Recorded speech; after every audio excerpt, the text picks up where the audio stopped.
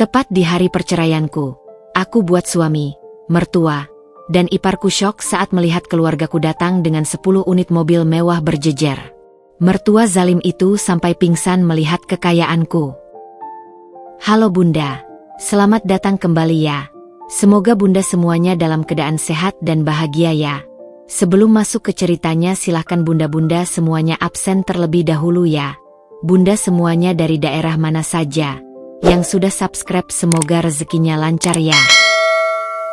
Aroma nasi goreng yang mengepul dari wajan selalu menjadi pertanda pagi di rumah Bram.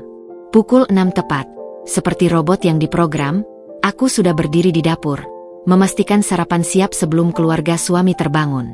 Nama lengkapku Anindira Wijaya, tapi sejak menikah dengan Bram 3 tahun lalu, aku lebih sering dipanggil Anya, atau lebih sering lagi, menantu yang tak tahu diri, oleh Ibu Sumi, mertuaku.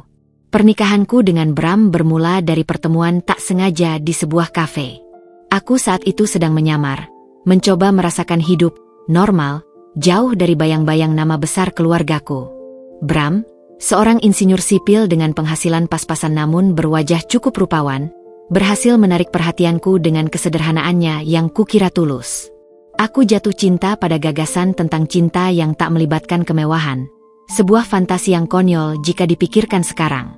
Maka, tanpa memberitahu siapa-siapa tentang latar belakangku yang sebenarnya, bahwa aku adalah pewaris tunggal Wijaya Group, konglomerat properti raksasa di Asia Tenggara, aku menerima lamarannya. Keluargaku, awalnya cemas, akhirnya setuju setelah melihat tekadku. Mereka hanya meminta satu hal, aku harus bisa menjaga diri. Sejak hari pertama menjadi istri Bram, kehidupan normal yang kuimpikan berubah menjadi neraka.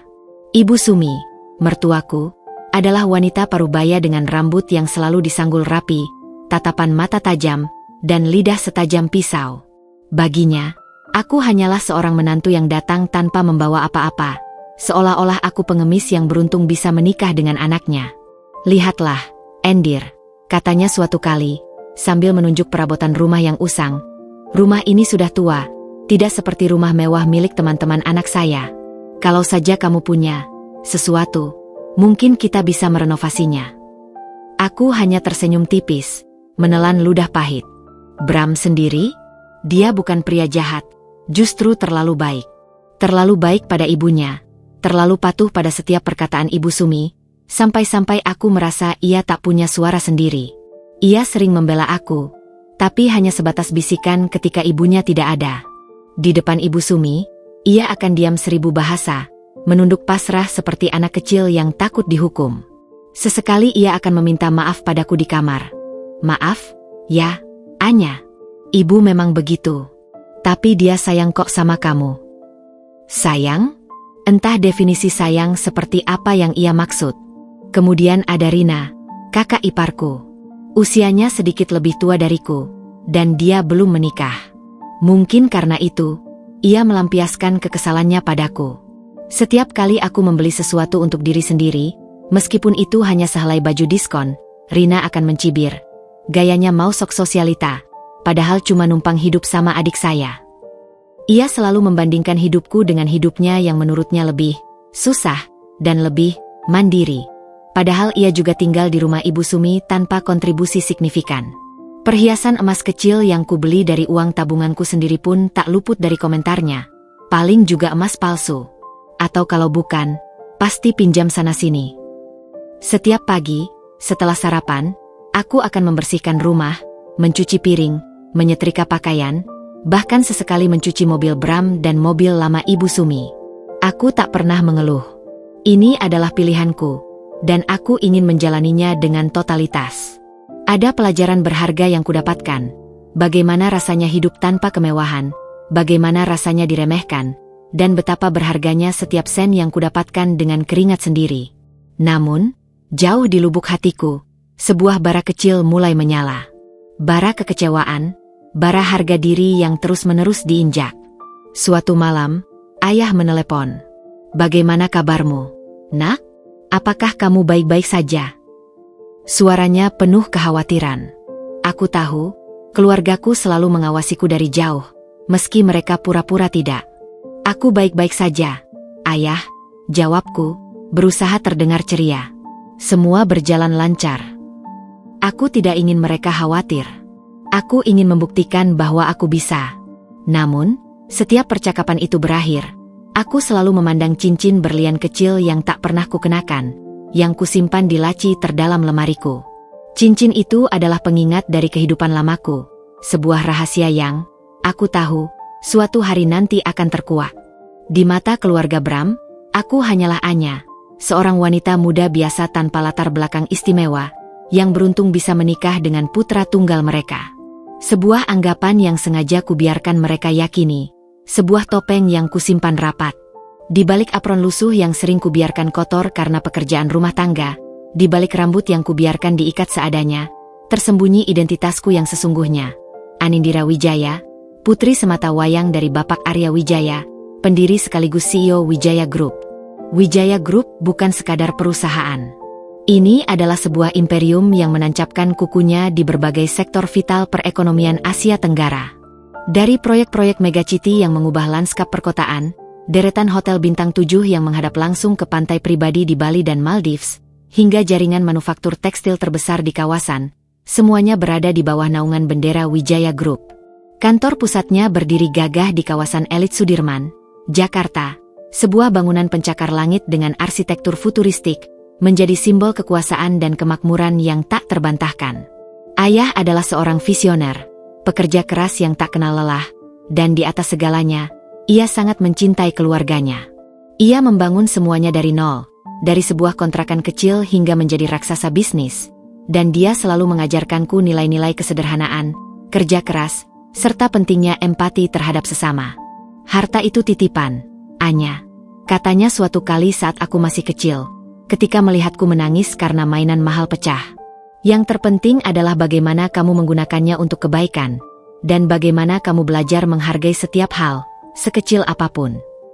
Bunda, seorang wanita anggun dengan latar belakang akademisi hukum internasional, adalah tiang lain dalam hidupku. Dia mengajarkanku kemandirian, ketegasan, dan keberanian untuk mengambil keputusan. Jangan pernah takut salah, nak. Yang penting kamu berani mencoba, belajar dari kesalahan itu, dan bangkit lagi. Pesannya selalu, teringat saat aku gagal memenangkan lomba melukis pertama kaliku. Meski kami hidup bergelimang harta yang tak akan habis 7 turunan, ayah dan bunda tak pernah memanjakanku dengan kemudahan. Mereka membiarkanku mencoba banyak hal, bahkan yang paling sederhana sekalipun. Dari bersepeda keliling kompleks tanpa pengawal hingga ikut kegiatan sosial di pelosok desa terpencil, membaur dengan masyarakat tanpa status. Mereka ingin aku memahami bahwa kehidupan bukan hanya tentang kemewahan, tetapi juga tentang perjuangan dan kontribusi. Keputusanku untuk menikah dengan Bram tanpa mengungkapkan identitas asliku adalah salah satu dari sekian banyak eksperimen hidupku. Aku ingin tahu, apakah ada cinta yang tulus tanpa embel-embel status atau kekayaan. Aku ingin merasakan bagaimana rasanya hidup seperti orang kebanyakan, menghadapi tantangan tanpa menggunakan nama besar ayah sebagai perisai. Sebuah idealisme yang naif, mungkin, tapi saat itu, aku yakin sekali. Aku ingin dicintai sebagai Anya, seorang wanita biasa, bukan sebagai pewaris Wijaya Group yang diincar hartanya. Aku ingat betul ekspresi ayah dan bunda saat aku mengatakan ingin menikah dengan Bram. Mereka terkejut. Tentu saja, ayah yang biasanya tenang, sempat menatapku dengan sorot mata tak percaya. Kamu yakin, nak? Kamu tahu risiko menyembunyikan identitasmu itu apa? Kamu bisa saja diremehkan, atau bahkan diperlakukan tidak adil, tanyanya lembut, suaranya dipenuhi kekhawatiran seorang ayah. Aku mengangguk mantap. Aku ingin mencobanya. Ayah, aku ingin tahu apakah ada orang yang bisa mencintaiku apa adanya. Aku ingin membuktikan pada diriku sendiri, bahwa aku bisa hidup mandiri tanpa bayangan nama ayah. Bunda memegang tanganku, tatapannya teduh namun penuh pengertian. Kami akan selalu mendukungmu, nak. Itu prinsip kami. Tapi ingat satu hal, kalau kamu merasa tidak bahagia, atau ada hal yang membahayakanmu, sekecil apapun, jangan ragu untuk kembali. Pintu rumah ini selalu terbuka lebar untukmu. Kami selalu ada untukmu. Mereka tidak pernah memaksaku, hanya memberikan kebebasan dan kepercayaan penuh. Sebagai bentuk kekhawatiran mereka, Diam-diam mereka juga menugaskan beberapa orang kepercayaannya, seperti Pak Joko, kepala keamanan keluarga kami yang setia, untuk memantau keadaanku dari jauh, memastikan aku aman dan tidak terjadi hal-hal yang tidak diinginkan. Aku tahu itu, dan aku menghargai kepedulian mereka yang tak pernah surut. Selama ini, aku menjalani peran sebagai Anya yang sederhana, dengan totalitas yang nyaris sempurna. Tidak ada lagi penerbangan dengan jet pribadi, berbelanja di butik desainer terkemuka dunia, atau liburan mewah di resor-resor eksklusif. Rumahku kini adalah rumah Bram yang sederhana, dengan perabotan yang usang dan cat dinding yang mulai mengelupas. Makananku adalah masakan rumah tangga ala kadarnya, dan kegiatanku sehari-hari adalah pekerjaan domestik yang tak ada habisnya. Aku bahkan membiarkan kulitku sedikit menghitam karena sering terpapar sinar matahari saat menjemur pakaian, membiarkan tanganku sedikit kasar karena mencuci manual, semua demi menjaga penyamaranku. Semua perhiasanku yang berharga, kartu kredit dengan limit tak terbatas, dan ponsel keluaran terbaru yang kubeli khusus untuk pekerjaan, kusimpan rapat-rapat di sebuah kotak besi kecil yang terkunci di dasar lemari. Aku bahkan sengaja tidak mengaktifkan rekening bank utama yang berisi miliaran rupiah. Aku hanya menggunakan rekening kecil yang kubuka dengan data palsu, berisi uang hasil dari sedikit pekerjaan lepas sebagai penerjemah daring atau penulisan artikel, agar seolah-olah aku benar-benar miskin dan berpenghasilan pas-pasan. Sesekali, Ibu Sumi dan Rina akan mengejek pakaianku yang sederhana, atau ponsel jadul yang kumiliki, sebuah ponsel Nokia model lama yang sengaja kubeli. Lihatlah Anya, ponselnya saja masih pakai yang model lama. Zaman sekarang, siapa yang masih pakai itu? Norak sekali. Rina akan mencibir sambil memamerkan ponsel terbarunya yang mengkilap, hadiah dari Bram. Aku hanya tersenyum dalam hati. Ponsel jadul itu sengaja kupakai sebagai tameng, sekaligus pengingat bahwa aku sedang menjalani sebuah peran yang menuntut kesabaran dan ketekunan. Mereka tidak tahu, di balik wajah polos ini, di balik senyum yang sering kupaksakan, tersimpan sebuah rahasia yang jauh lebih besar dari semua kekayaan yang pernah mereka impikan. Dan rahasia itu, sebuah berlian yang tersembunyi dalam lumpur, aku tahu, suatu hari nanti, akan terkuak dan menjadi kejutan yang paling tak terduga dalam hidup mereka. Di tengah penyamaranku sebagai Anya yang sederhana, aku menemukan diriku terjebak dalam dinamika keluarga Bram yang rumit, di mana setiap anggota memegang peran yang jelas dalam memperlakukan aku. Bram, suamiku, adalah pusat dari pusaran ini. Ia bukan pria yang jahat, sejatinya. Wajahnya tampan, dengan senyum ramah yang dulu memikatku. Ia bekerja sebagai insinyur sipil di sebuah perusahaan kontraktor skala menengah, dengan gaji yang cukup untuk kebutuhan sehari-hari, tapi jelas tidak untuk gaya hidup mewah. Masalahnya, Bram adalah pribadi yang lemah, mudah diombang-ambingkan, terutama oleh ibunya. Sejak kecil, ia adalah anak tunggal yang sangat dimanjakan dan terlalu bergantung pada Ibu Sumi. Setiap keputusan, besar atau kecil, harus melalui persetujuan ibunya. Ketika Ibu Sumi mencibir masakan buatanku, Bram hanya akan menunduk dan bergumam, "Ibu kan memang suka yang asin, Anya." Ketika Rina menyindir pakaianku, Bram hanya akan mengalihkan pandangan, seolah tidak melihat. Aku tahu Bram mencintaiku dengan caranya sendiri, yang mungkin hanya sebatas rasa nyaman atau kewajiban seorang suami. Sesekali, ia akan mencoba membela, tapi hanya sebatas bisikan ketika Ibu Sumi tidak ada di dekat kami. "Maaf, ya, Anya. Ibu memang begitu. Tapi dia sayang kok sama kamu, cuma caranya saja yang berbeda." Ia akan berbisik sambil menggenggam tanganku erat di bawah meja makan. Bisikan-bisikan itu, dan sentuhan-sentuhan sembunyi-sembunyi itu, dulu sempat memberiku harapan. Namun, seiring waktu, janji-janji kosongnya untuk berbicara dengan ibu, tak pernah membuahkan hasil. Ia adalah pria yang terjebak di antara ibu dan istrinya sendiri, memilih jalan termudah, diam. Kemudian ada Ibu Sumi, sang matriark yang tak terbantahkan di rumah ini. Usianya mungkin sudah kepala 5, namun rambutnya selalu tersanggul rapi dan bibirnya tak pernah luput dari lipstik merah menyala. Ia memiliki aura dominan yang membuat siapapun di sekitarnya merasa kecil. Baginya, status sosial dan harta adalah segalanya. Ia selalu membanggakan Bram yang bergelar insinyur, seolah itu adalah pencapaian tertinggi di dunia. Ia memimpikan menantu dari keluarga kaya raya, yang bisa mengangkat derajat keluarganya. Aku, dengan penampilan sederhanaku, jauh dari kriteria impiannya. Ibu Sumi memperlakukanku lebih seperti pembantu rumah tangga berbayar rendah daripada menantu. Setiap pagi, sebelum aku selesai sarapan, ia sudah memberikan daftar pekerjaan rumah. Anya, nanti tolong bersihkan halaman depan, daun-daun sudah menumpuk. Atau, Anya, bajunya Bram sudah kering belum? Cepat setrika, dia mau pakai. Nadanya tak pernah meminta, selalu memerintah. Ia senang membuatku merasa tidak berharga. Dulu, teman Bram ada yang mau menjodohkan putrinya dari keluarga pengusaha properti ternama. Sayang sekali, ya, malah memilih kamu yang begini. Ia sering berucap sinis, sengaja agar aku mendengarnya. Matanya akan menatapku dari atas ke bawah, seolah menimbang-nimbang nilai barang dagangan yang tak berkualitas. Yang paling membuatku muak adalah ketika ia mulai mengeluh tentang kondisi keuangan rumah. Bram itu penghasilannya pas-pasan. Anya, kamu seharusnya bisa meringankan bebannya, bukan malah menambah.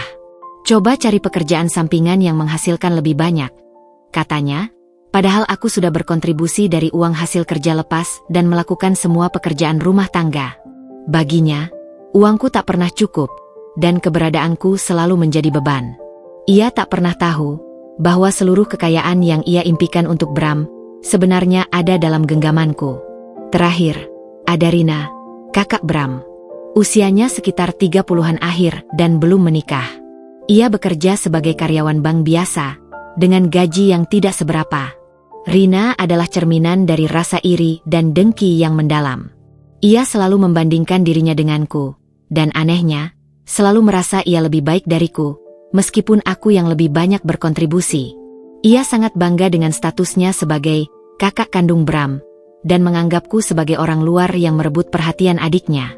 Setiap kali aku berinteraksi dengan Bram, Rina akan menyela atau menginterupsi. Jika Bram sesekali membelikan hadiah kecil untukku, Rina akan langsung protes. Kenapa Anya dapat? Aku tidak? Padahal aku kakak kandungnya.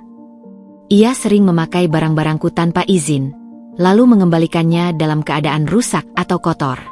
Ah, barang murah memang gampang rusak. Ia akan berkomentar dengan santai, seolah tak ada yang salah. Komentar pedasnya paling sering menyerang penampilanku dan status sosialku yang ia kira rendah. Anya itu beda kelas sama kita. Cuma modal cantik saja, tapi otaknya kosong. Atau, paling juga nanti Bram bosan. Dia kan butuh istri yang bisa diajak bergaul di kalangan atas. Suatu malam, ketika Bram sedang lembur, aku mendengar percakapan mereka dari dapur. Sampai kapan Bram mau mempertahankan Anya itu, Bu? Rina bertanya. Buat apa sih menantu yang cuma bisa masak dan cuci baju? Hartanya juga nggak ada, malah jadi beban. Sabar, Rina, jawab Ibu Sumi. Ibu masih berharap Bram bisa sadar. Kalau dia tidak sadar juga, nanti ibu yang akan bertindak. Percakapan itu menusuk hatiku. Aku tahu mereka tidak menginginkanku.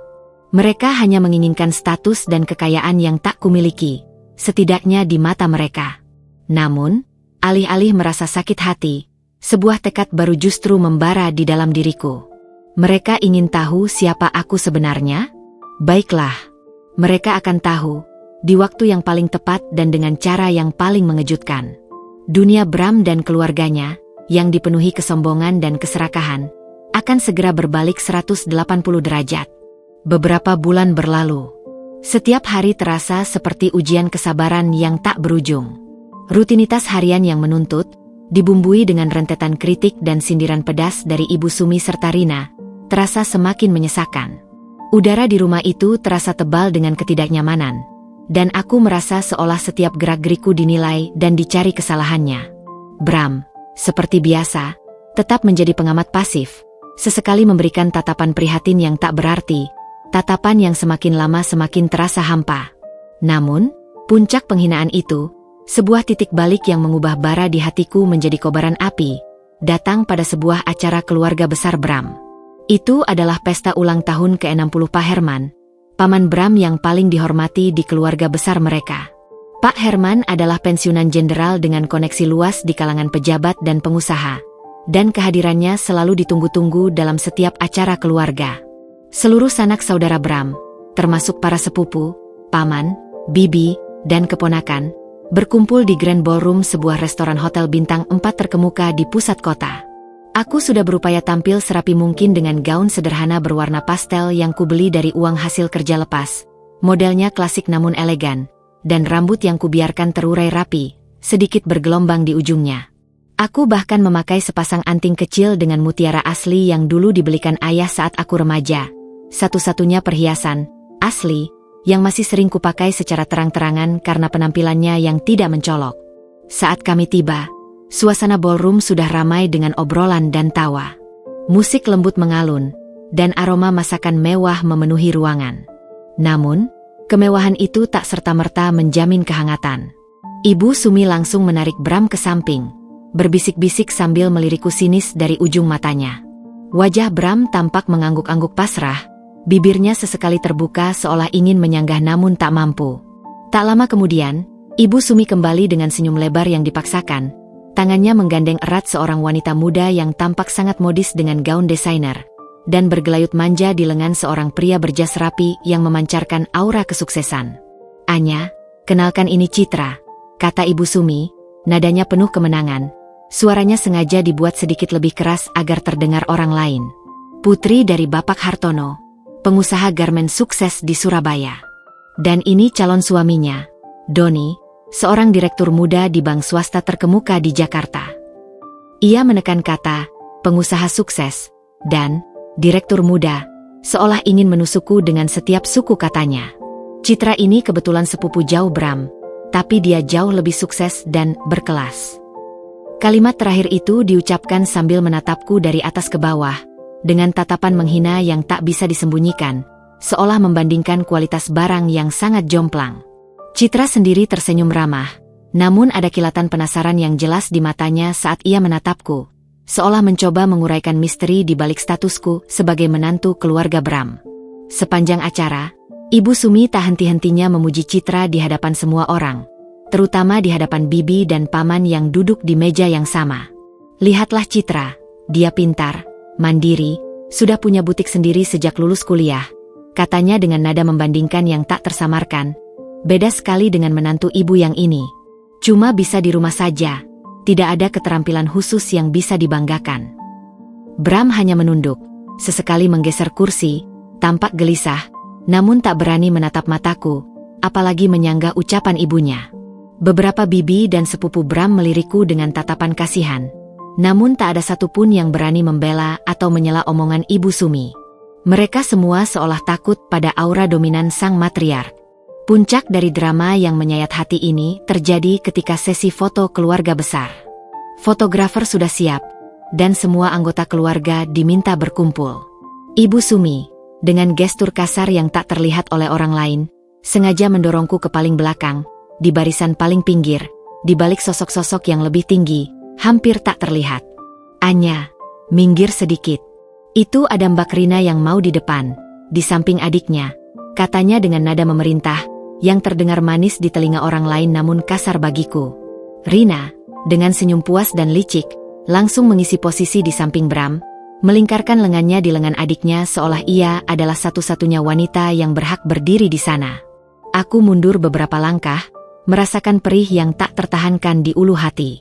Rasa sakit itu tak hanya karena diperlakukan seperti bayangan, tapi karena melihat Bram membiarkan itu terjadi, tanpa sepatah kata pun. Tapi itu belum seberapa.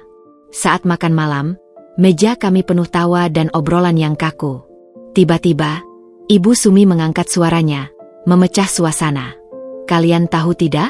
Dulu, sebelum Bram menikah dengan Anya, ada beberapa wanita dari keluarga terpandang yang ingin dijodohkan dengan Bram. Ada yang putri pejabat, ada juga yang putri pengusaha tambang," katanya, suaranya penuh sesal yang dibuat-buat. "Sayang sekali, ya, malah memilih gadis biasa saja, tidak jelas asal-usulnya." Ia menghela napas dramatis, seolah aku adalah sebuah beban tak termaafkan yang memupus semua mimpinya.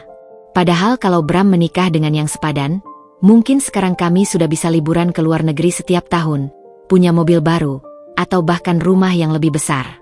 Bukan begini terus, harus hemat sana-sini, mengharapkan bantuan orang lain. Hampir semua mata di meja itu, bahkan dari meja sebelah, tertuju padaku.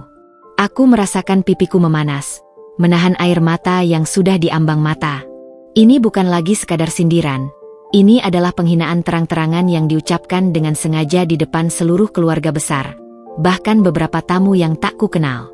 Aku menatap Bram, berharap ia akan mengatakan sesuatu, apa saja, bahkan hanya sekadar menatapku. Tapi ia hanya terpaku pada piringnya. Sendok di tangannya bergetar, jari-jarinya memutih karena cengkeraman. Ia menolak menatap mataku, menolak mengakui keberadaanku, menolak melindungiku. Rina menyahut dengan tawa sinis yang melengking. Benar itu, Bu. Dulu teman-teman kantor Rina bahkan bilang, kasihan Bram. Sudah sekolah tinggi-tinggi, dapatnya kok malah. Ia tak menyelesaikan kalimatnya, tapi gestur tangannya yang melambai seolah merendahkan sudah cukup jelas menjelaskan maksudnya. Sebuah ejekan yang menusuk ulu hati, seolah aku adalah barang tak berguna. Nafasku tercekat. Air mata sudah diambang mata, namun aku menahannya dengan sekuat tenaga, mengumpulkan sisa-sisa harga diriku. Aku tidak akan menangis di depan mereka. Bukan lagi karena malu, tapi karena marah yang menggelegak. Marah pada Bram yang tak punya tulang punggung. Marah pada Ibu Sumi dan Rina yang tak punya hati. Dan lebih dari segalanya, marah pada diriku sendiri karena begitu lama membiarkan mereka menginjak-injak harga diriku, membiarkan diriku direndahkan sedalam ini.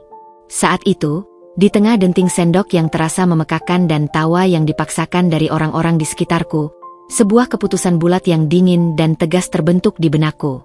Cukup. Sudah cukup semua ini. Aku tidak akan lagi menjadi Anya yang pasrah dan diremehkan. Hari ini adalah puncaknya, dan ini akan menjadi awal dari akhir penyamaranku. Aku akan mengakhiri semua ini, dengan cara yang akan membuat mereka terkejut, sangat terkejut, bahkan mungkin tak akan pernah mereka lupakan seumur hidup mereka. Malam itu, setelah kembali dari acara ulang tahun Pak Herman yang menyisakan luka menganga, bukan hanya di hatiku, tapi juga di harga diriku, suasana di rumah Bram terasa mencekam. Aku langsung masuk ke kamar tanpa sepatah kata pun. Melepas gaun sederhana dan mutiara ayah, aku menatap pantulanku di cermin. Mata bengkak dan sedikit merah, wajah kusam yang biasanya ceria kini tampak lelah. Sebuah pertanyaan pahit terngiang di benakku. Apakah ini diriku? Anindira Wijaya, putri seorang konglomerat, yang kini terlihat seperti bayangan dari diriku yang dulu penuh semangat dan percaya diri? Bram mengikutiku ke kamar, langkahnya ragu-ragu. Wajahnya tampak cemas, atau mungkin lebih tepatnya, takut. Anya, kamu tidak apa-apa? Tanyanya pelan, mencoba meraih tanganku yang terasa dingin. Sentuhannya terasa asing, hampa. Aku menepis tangannya lembut, menarik diri. Aku baik-baik saja, Bram. Suaraku datar, tanpa emosi, sebuah nada yang asing bahkan di telingaku sendiri. Aku tahu ibu keterlaluan. Bram melanjutkan, suaranya sedikit bergetar. Aku minta maaf. Aku sudah coba bilang padanya, tapi dia memang keras kepala. Kamu tahu kan, ibu memang begitu. Keras kepala? Itu adalah kata yang terlalu lembut, bahkan cenderung merendahkan, untuk mendeskripsikan sifat Ibu Sumi yang dominan dan penuh kesombongan. Dan kata, coba, yang keluar dari mulut Bram itu, bagiku terdengar dari 1000 kebohongan. Selama 3 tahun ini, Bram selalu mencoba, tapi hasilnya nihil. Tidak pernah ada perubahan signifikan, tidak pernah ada pembelaan yang tulus.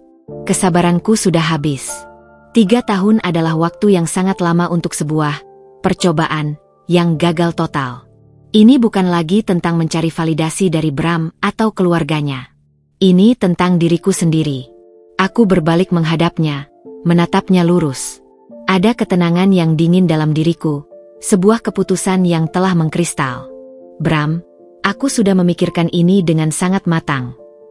Aku mengambil napas dalam-dalam, menguatkan diri, memastikan setiap kata keluar dengan jelas dan tanpa keraguan. Aku ingin kita bercerai. Wajah Bram langsung memucat. Warna darah seolah lenyap dari pipinya. Ia menggelengkan kepala, tidak percaya, matanya melebar. Apa? Bercerai? Jangan bercanda, Anya. Ini tidak mungkin.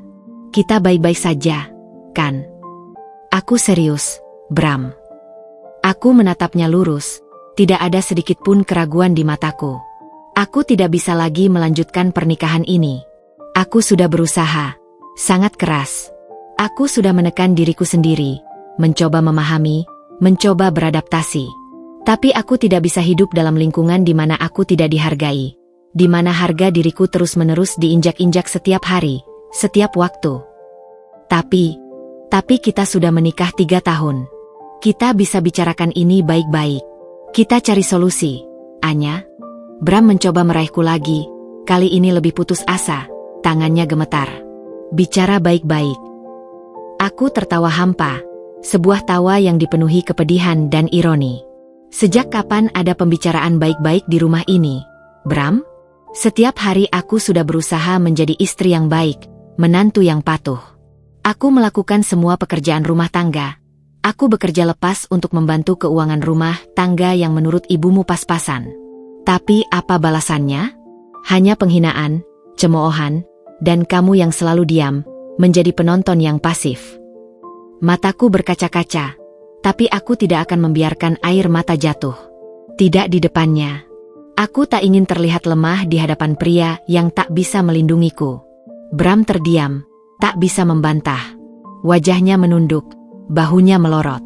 Dia tahu semua yang kukatakan adalah kebenaran pahit yang tak terhindarkan. Penyesalan yang jelas terpancar di matanya. Tapi itu sudah terlambat. Jauh di dalam hatiku, aku tahu ini bukan lagi hanya tentang Bram dan perlakuan keluarganya. Ini tentang aku. Tentang mendapatkan kembali diriku yang hilang. Tentang mengklaim kembali harga diriku yang telah terenggut. Ini tentang kebebasan. Aku akan mengurus surat-suratnya. Aku akan meminta cerai besok. Suaraku tegas, final, tak terbantahkan. Kita tidak punya anak, jadi prosesnya seharusnya tidak terlalu rumit. Bram menatapku dengan tatapan kosong, seolah dunianya runtuh seketika. Ada penyesalan yang mendalam di matanya, keraguan, dan ketakutan akan kehilangan. Namun, rasa itu tidak pernah cukup kuat untuk membuatnya bertindak selama ini.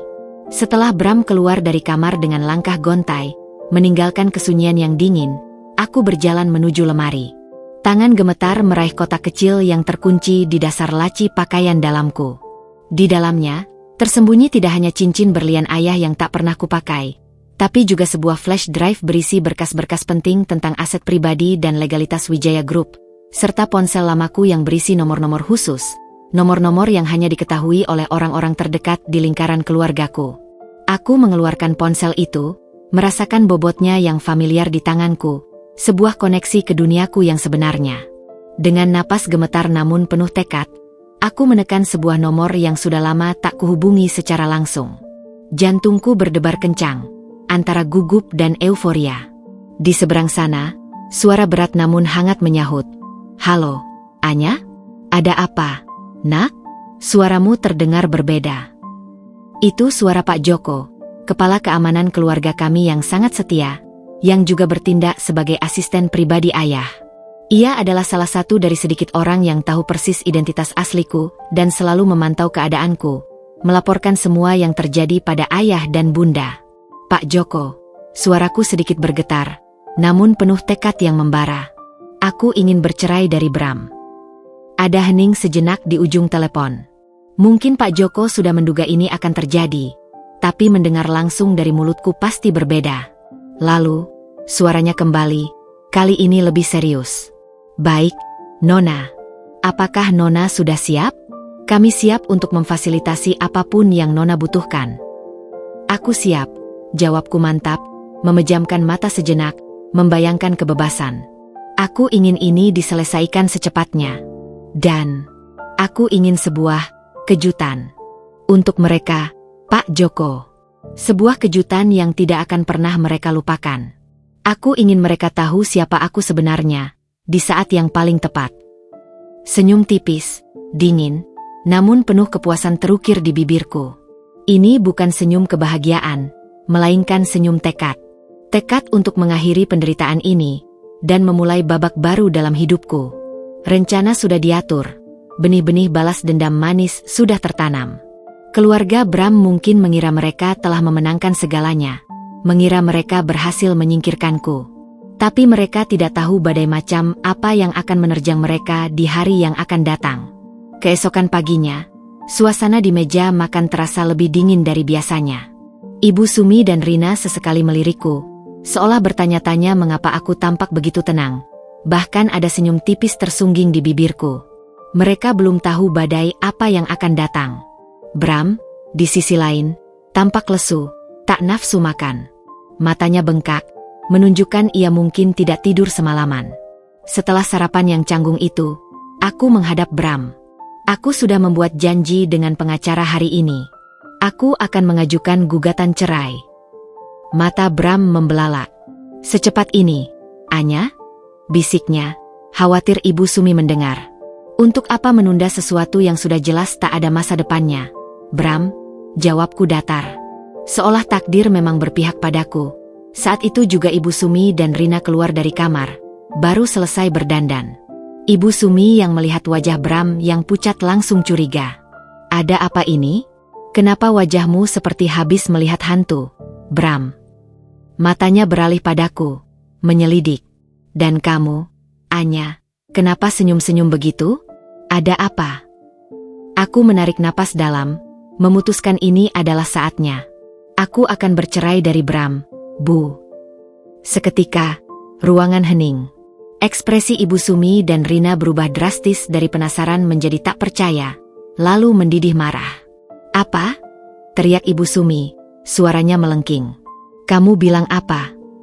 Bercerai? Lancang sekali. Berani-beraninya kamu bicara begitu. Rina menyahut dengan tawa sinis. Haha, mau cerai?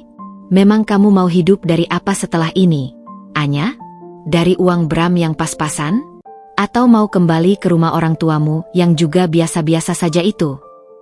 Nada ejekannya begitu menusuk, penuh kepuasan. Ia yakin aku akan hidup sengsara setelah berpisah dari adiknya. Dengar, Anya. Ibu Sumi melangkah maju, tangannya berkacak pinggang, menatapku seolah aku serangga. Kamu itu bukan siapa-siapa tanpa anak saya. Keluarga kamu juga tidak punya apa-apa. Jangan mimpi bisa dapat harta gono gini.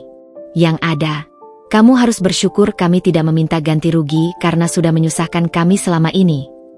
Aku hanya tersenyum tipis. Saya tidak butuh harta gono gini, Bu. Saya hanya ingin perpisahan yang sah. Jawaban itu jelas tidak membuat mereka puas. Justru semakin membuat Ibu Sumi murka. Kamu ini bodoh atau pura-pura bodoh? Kalau cerai itu ada prosesnya. Ada biaya. Kamu punya uang untuk pengacara? Jangan-jangan minta Bram yang bayar lagi. Bram, yang sejak tadi hanya diam membatu, akhirnya memberanikan diri. Ibu, Anya yang mengajukan gugatan. Suaranya lemah, nyaris tak terdengar. Bagus, seru Ibu Sumi, merasa di atas angin. Berarti kamu harusnya mengemis-ngemis minta maaf. Anya, bukan malah sok berani. Pokoknya, kalau kamu berani gugat cerai, jangan harap kami akan mempermudah. Kami akan persulit sampai kamu tidak punya apa-apa. Rina menimpali, pasti ini cuma ancaman kosong. Dia kan tidak punya apa-apa. Aku menatap mereka berdua, bergantian. Ada kilatan tekad yang tak mereka pahami di mataku. Saya akan mengurus semuanya. Saya hanya perlu Bram bersedia menandatangani surat-suratnya. Seolah-olah menertawakan diriku, Ibu Sumi berkata, silakan saja. Kami tunggu. Mau pakai pengacara manapun, kami tidak takut. Kami akan pastikan kamu keluar dari sini dengan tangan kosong. Aku tidak menjawab lagi. Senyum misterius masih tersungging di bibirku. Setelah percakapan itu, aku segera pergi.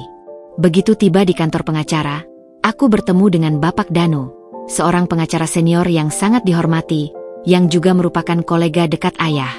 Aku tahu, Pak Danu akan menangani kasusku dengan profesionalisme tingkat tinggi dan kerahasiaan penuh. Beliau sudah diberitahu oleh Pak Joko sebelumnya. Nona Anya, saya sudah menerima arahan dari Bapak Arya. Kata Pak Danu begitu kami duduk di ruangannya yang mewah. Semua sudah kami siapkan. Gugatan cerai akan langsung kami ajukan hari ini. Untuk sementara, kami akan meminta hak asuh atas aset pribadi Nona yang masih atas nama pribadi. serta sedikit tunjangan nafkah dari pihak suami, sekadar formalitas. Aku mengangguk. Terserah Bapak saja. Yang penting prosesnya cepat dan tidak berlarut-larut.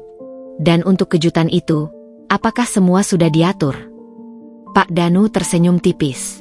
Tentu, Nona. Kami sudah berkoordinasi dengan tim di lapangan. Semua akan berjalan sesuai rencana. Senyumannya meyakinkanku bahwa kejutan itu akan menjadi pembalasan manis yang setimpal. Kembali ke rumah, atmosfer semakin dingin. Ibu Sumi dan Rina mulai mengabaikanku, bahkan sengaja tidak menyisakan makanan untukku. Mereka menganggapku sudah bukan bagian dari keluarga. Bram sendiri, setelah mengetahui aku benar-benar mengajukan gugatan, menjadi semakin pendiam dan tertekan. Aku tahu ia merasa bersalah, namun penyesalan itu datang terlambat. Mereka berpikir mereka telah menang, bahwa aku akan menyerah dan pergi begitu saja. Mereka tidak tahu bahwa setiap perlakuan buruk mereka, setiap cemoohan, kini menjadi bahan bakar yang membakar tekadku untuk menuntaskan ini dengan cara yang paling spektakuler. Setelah pertemuan dengan Pak Danu, pengacara senior yang terpercaya, roda rencana besar mulai berputar dengan kecepatan penuh. Aku tahu, ini bukan lagi hanya tentang mengakhiri ikatan pernikahan yang menyakitkan, melainkan juga tentang mengembalikan harga diriku yang terinjak-injak, dan memberikan pelajaran yang tak akan pernah dilupakan oleh keluarga Bram. Selama ini, aku telah menyembunyikan segala kemewahan dan koneksi yang kumiliki, membiarkan diriku diremehkan. Sekarang, adalah saatnya untuk menggunakannya, bukan untuk pamer, melainkan untuk sebuah pernyataan yang tegas. Langkah pertamaku adalah menghubungi ayah dan bunda secara langsung. Meski mereka sudah menerima laporan awal dari Pak Joko, aku ingin menjelaskan sendiri setiap detail rencanaku, mendengarkan saran mereka, dan mendapatkan restu penuh. Aku menelepon mereka dari ponsel khususku, yang hanya bisa dihubungi oleh nomor-nomor tertentu, menjamin kerahasiaan komunikasi. Ayah, bunda, suaraku terdengar lebih lega dan penuh tekad dari biasanya. Aku sudah mengajukan gugatan cerai hari ini. Ada kelegaan yang jelas dalam suara bunda di seberang sana. Syukurlah, nak. Kami tahu ini sangat berat untukmu. Tapi kami yakin ini adalah keputusan yang terbaik. Kamu pantas mendapatkan kebahagiaan. Kami akan mendukungmu sepenuhnya. Anya, tambah ayah, suaranya tenang namun penuh otoritas. Apapun yang kamu butuhkan, mulai dari dukungan moral hingga logistik, katakan saja. Kami di sini untukmu. Aku tersenyum tipis, mataku menerawang membayangkan momen itu. Ada satu hal, ayah. Di hari persidangan terakhir, saat keputusan dibacakan, aku ingin mereka tahu siapa aku sebenarnya. Aku ingin keluarga kita hadir. Dengan cara yang spektakuler. Aku sengaja menekan kata spektakuler. Tahu betul ayah akan memahami maksudku. Ini bukan sekadar kehadiran biasa. Ayah tertawa kecil.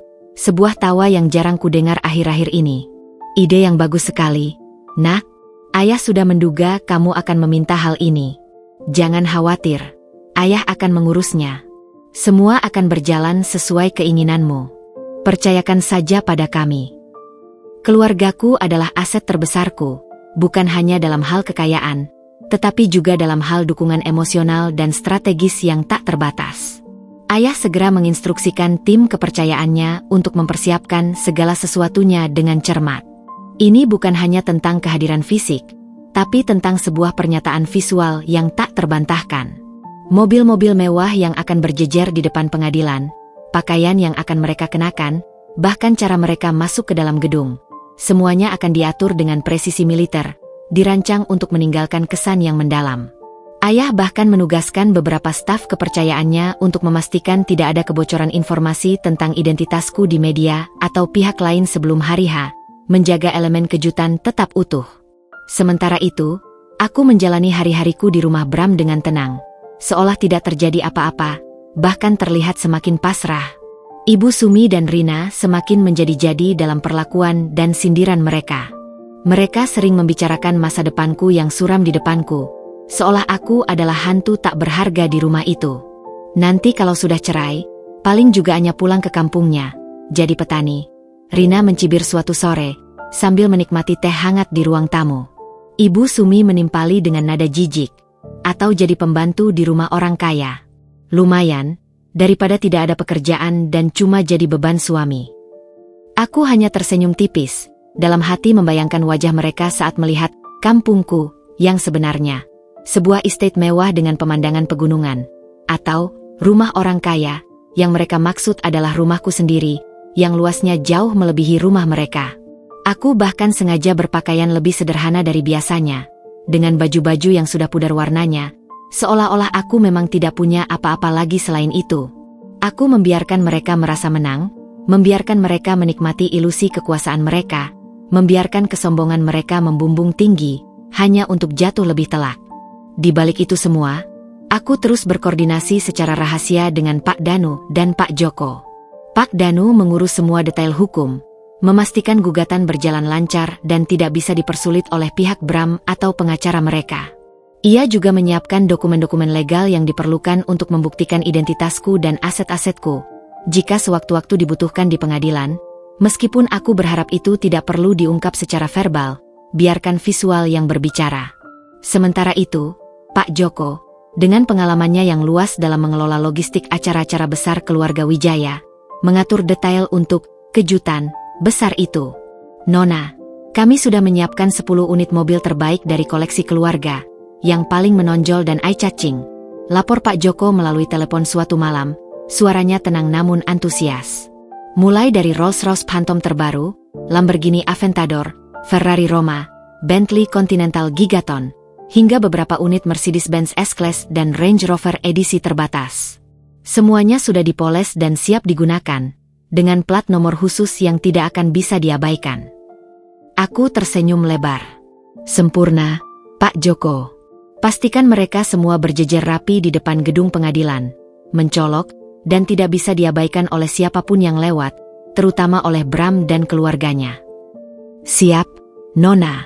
Dan untuk kedatangan keluarga besar, kami sudah menyiapkan tim pengawal pribadi yang terlatih untuk mengawal mereka, memastikan semuanya berjalan lancar, aman, dan tentunya dramatis sesuai keinginan Nona. Mereka akan tiba beberapa saat setelah Nona masuk ke dalam gedung pengadilan, untuk efek kejutan maksimal. Aku juga menghabiskan waktu luangku untuk memikirkan detail kecil lainnya. Pakaian yang akan kukenakan di hari H, sesuatu yang sederhana namun memancarkan aura berbeda, ekspresi yang akan kutunjukkan, bahkan kalimat-kalimat singkat yang akan kuucapkan jika mereka mencoba bernegosiasi atau menyerangku. Aku ingin ini menjadi momen yang tak terlupakan, bukan hanya bagi mereka yang meremehkanku, tapi juga bagiku. Sebuah penutupan yang manis untuk babak pahit dalam hidupku, dan pembuka untuk lembaran baru yang lebih cerah. Kilas balik singkat tentang hubunganku dengan keluargaku yang sangat suportif selalu menjadi penguat. Mereka tidak pernah meninggalkanku, meskipun aku memilih jalan yang berbeda dan menjauhi mereka demi idealismeku yang naif. Mereka percaya padaku, menghormati keputusanku, dan sekarang, saatnya aku menunjukkan bahwa kepercayaan mereka tidak sia-sia. Setiap malam, sebelum tidur, aku membayangkan ekspresi kaget, syok, dan penyesalan yang akan terukir di wajah Ibu Sumi, Rina, dan Bram. Bayangan itu memberiku kekuatan untuk terus bertahan dalam penyamaranku, untuk terus berpura-pura menjadi Anya yang lemah, sampai hari pembalasan itu tiba. Meskipun tekadku sudah bulat dan rencana besar sudah tersusun rapi, lengkap dengan koordinasi rahasia bersama ayah, bunda, Pak Joko, dan Pak Danu, malam-malam menjelang persidangan terakhir seringkali dihantui oleh bisikan-bisikan keraguan yang menyesakan. Terkadang, ketika semua orang di rumah Bram sudah terlelap, dan hanya ada suara jangkrik yang memecah keheningan malam, aku akan duduk di tepi ranjang yang sudah usang, menatap kosong ke kegelapan, merenungi perjalanan hidup yang telah kubuat. Pernikahanku dengan Bram, meskipun kini terasa pahit dan penuh penderitaan, bukanlah tanpa momen-momen kecil yang dulu sempat memberi harapan, momen-momen yang kini terasa begitu jauh dan buram. Aku teringat awal-awal kami berpacaran, saat Bram masih begitu perhatian dan romantis. Ia pernah menghujaniku dengan bunga-bunga liar yang ia petik sendiri dari taman kota. Senyumnya tulus dan matanya berbinar saat menatapku. Dulu, ia adalah sosok yang ingin melindungiku, yang membuatku merasa aman dalam kesederhanaannya. Aku ingat bagaimana kami pernah menghabiskan sore di pinggir kota, menikmati senja tanpa beban, hanya berdua. Apakah semua itu hanya ilusi? Sebuah topeng yang ia kenakan di awal? Atau apakah ia benar-benar berubah, terkikis oleh tekanan keluarganya dan tuntutan hidup yang tak pernah ia sangka? Bisakah ia kembali menjadi Bram yang dulu? Pertanyaan-pertanyaan itu menggerogoti pikiranku, berputar-putar tak henti. Apakah aku terlalu kejam dengan rencana ini? Apakah aku seharusnya memberi Bram kesempatan lagi, sebuah kesempatan terakhir untuk membuktikan dirinya? Mungkin jika aku mengungkapkan identitasku lebih awal, bahkan sebelum menikah, semua ini tidak akan pernah terjadi. Namun, segera saja suara-suara lain muncul, lebih keras dan lebih pahit, membungkam setiap keraguan. Suara Ibu Sumi yang mencibir tanpa henti, tatapan menghina Rina yang seolah menelanjangiku, dan yang paling menyakitkan, kebisuan Bram setiap kali aku direndahkan.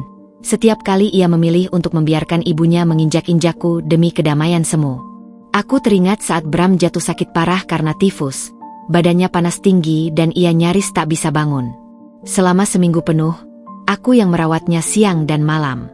Aku membelikan obat dengan uang hasil kerja lepas, menyiapkan bubur nasi yang ia suka, menyeka keringat dingin di dahinya.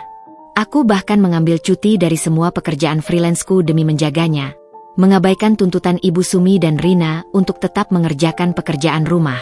Kala itu, Ibu Sumi dan Rina hanya sesekali menjenguk. Sibuk dengan urusan mereka sendiri, mengeluh tentang bau obat dan merepotkan. Bram, dalam demamnya, pernah menggenggam tanganku erat dan berbisik dengan suara serak, "Terima kasih, Anya. Kamu adalah istri terbaik. Aku beruntung memilikimu." Kata-kata itu, diucapkan dalam keadaan lemah, terasa begitu tulus, begitu menghangatkan hatiku saat itu. Apakah dia lupa dengan semua itu? Apakah kata-kata itu hanya ilusi yang tercipta karena demam?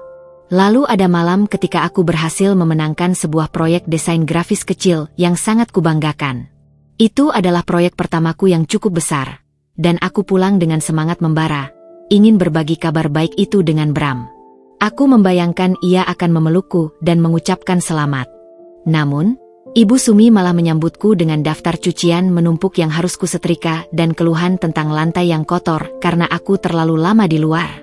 Bram sendiri, yang sedang asyik menonton televisi, hanya menatapku dengan wajah datar, seolah ia tak punya kapasitas untuk ikut bahagia atas pencapaian kecilku. Rasa bangga itu langsung menguap, digantikan oleh kekecewaan yang mendalam, seolah semangatku dicabut paksa. Kilas balik itu, perpaduan antara sedikit kenangan manis yang kini terasa rapuh dan segudang kepahitan yang begitu membekas, adalah pengingat konstan bahwa hubungan ini memang sudah seharusnya berakhir.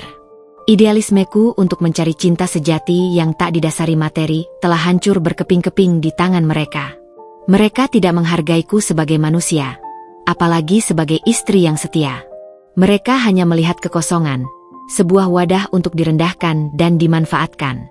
Setiap kali bisikan keraguan muncul dan mencoba melukaiku, aku akan memaksakan diriku untuk mengingat detail-detail penghinaan yang pernah kudapat.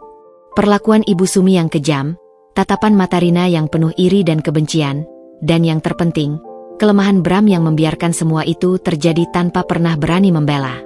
Bagaimana mungkin aku membangun masa depan dengan seseorang yang tidak memiliki kekuatan dan keberanian untuk melindungiku, bahkan dari keluarganya sendiri? Bagaimana mungkin aku bahagia jika setiap hari aku merasa seperti orang asing di rumahku sendiri, diperlakukan seperti pembantu tanpa upah?